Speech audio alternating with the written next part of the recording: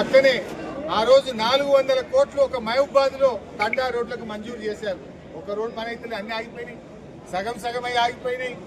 ఆనాడు తండాలకు రోడ్లు ఇచ్చినాం, పోడు భూములకు పట్టాలు ఇచ్చినాం, అదేవిధంగా 3 ఫేజ్ కరెంట్ ఇచ్చినాం, 24 గంటల ఉచిత కరెంట్ ఇచ్చాం, పోడు భూములకు రైతు బంధు ఇచ్చాం, ఇవాళ గిరిజనులకు మంత్రి పదవి ఇచ్చాం. అన్ని రకాలుగా లంబాడీలను మా గిరిజనులను గౌరవించిండు మా కేసీఆర్ గారు. బంజారా హిల్స్ లో బ్రహ్మాండంగా బంజారా భవన్ కట్టించారు, కొమరం భీం భవన్ కట్టించారు కేసీఆర్ గారు. 2 ఏళ్లలో మీరు చేసిన ఒక్క పని, మా లంబాడి బిడ్డలకు చేసిన ఒక్క పని ఏదైనా చెప్పు.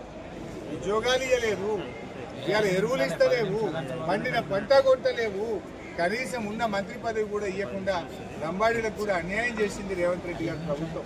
ఇలా ఆలోచిస్తున్నారు, ఇవాళ ఏ రైతులు గెలిచినా కేసీఆర్ బాగుండే. అంతా ఆగమాగం చేసింది సార్, ఆశ చెప్పింది సార్, మోసం చేసింది సార్, కేసీఆర్ బాగున్నాడు, మళ్ళీ కేసీఆర్ రావాలని. ఇవాళ కేసముద్రం మార్కెట్ లో ఏ రైతు గెలిచినా రైతు నోట కేసీఆర్ కనబడతా ఉన్నాడు.